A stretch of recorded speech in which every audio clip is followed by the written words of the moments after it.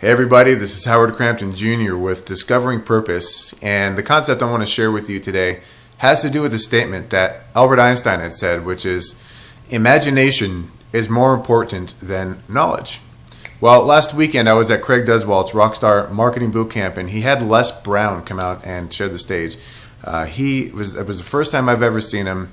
I've had friends tell me about him before in the past, and I never had delved into his books, yet, and to finally be able to see him speak was amazing. And one of the things he said before he left the stage was that first you have to imagine the space, then you have to create the space, and then you fill the space. And I started thinking, wow, that's kind of in alignment with what I read in Ernest Holmes' teachings, and really understanding how manifestation has to come through us first. Anything and everything that we have today has come through somebody here on the human plane anyway, before it's been able to manifest out here. Aside from the earth, and who knows how this happened, right? Mountains and trees and whatnot. But the things that we have, the material things that we acquire, the relationships, that we get into, all have to come through us. They all start with this thought. The lifestyles that people choose to live, it all starts with a vision. A lot of times we can get overwhelmed and discouraged when we start thinking, how is this going to happen? I don't even know where to begin. I don't have anybody in my life to teach me. I don't have any mentors. I don't have any teachers. I don't have any books. Sometimes people are so poor to even buy a book. Maybe they haven't yet figured out the library, or maybe they're too ashamed to even go to the library, right? But there's this population of successful people, happy people in this lifetime today.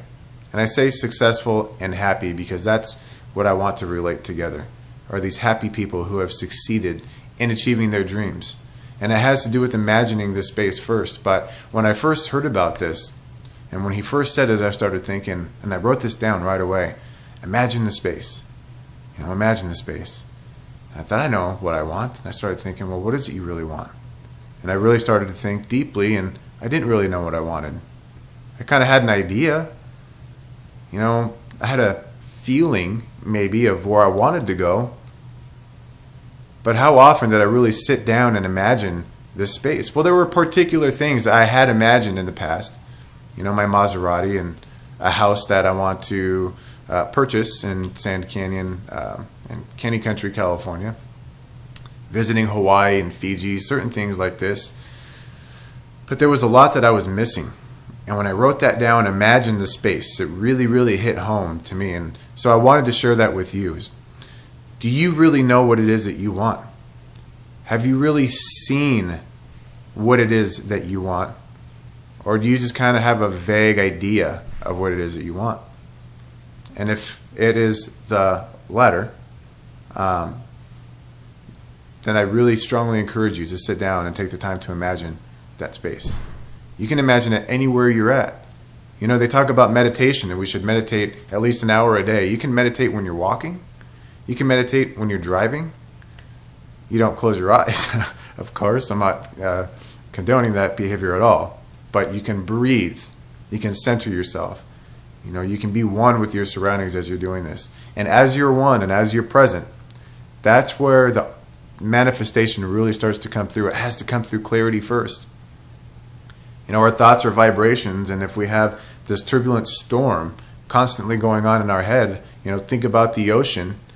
When the waves are heavy and huge, you can take a large structural building like the Empire State Building, throw it into the ocean, and you would not see a ripple effect.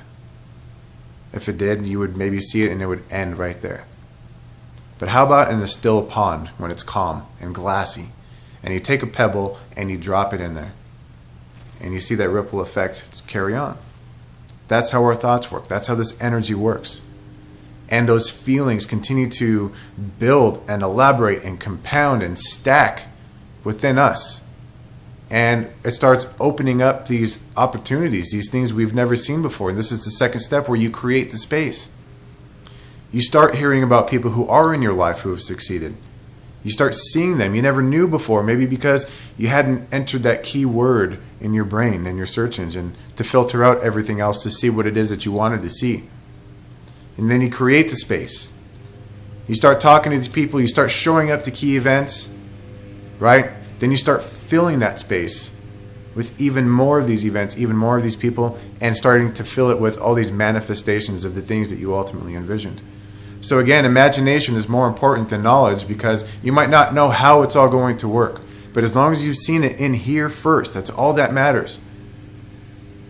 And then in seeing it here first, you move into a belief of absolute faith and certainty that you know like you know like you know.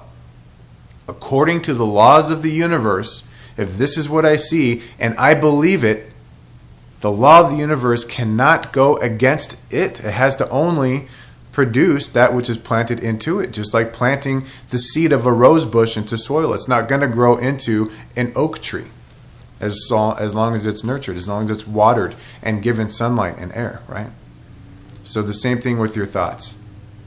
And don't think either, I want to strongly emphasize this, that prayer has power, not through repetition, not through repeating it over and over again, but prayer has power through belief.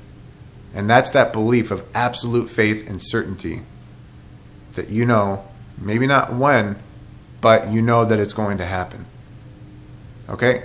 So post your comments below. I'd love to hear your feedback. Maybe you've gone through this process and you have some manifestations, you have some results that you've produced. Please share them. Please. Post them below, post your videos below so that other people can see you and they can hear the experience and the enthusiasm coming through you. You know, the more that you can share with other people, the more that we can all grow and learn more and start living the life that we have always dreamed. I'm Howard Crampton Jr. with Discovering Purpose. If you're watching this on YouTube, go to howardcramptonjr.com, visit the blog section, find this video and post your comments there too. Again, let's build this community. Go to howardcramptonjr.com. If you'd like, you can opt in to receive your seven preeminent steps for more purposeful action. See, I'm here to help you on your journey to take right thoughts, right actions, and produce right results right from the start. Okay? And we can be more on purpose when we align these thoughts with these feelings and our actions. I'll see you around the website. I look forward to chatting with you in the blog section. And I thank all of you in advance for posting your comments and your questions in the video blogs. We'll talk to you soon. Cheers.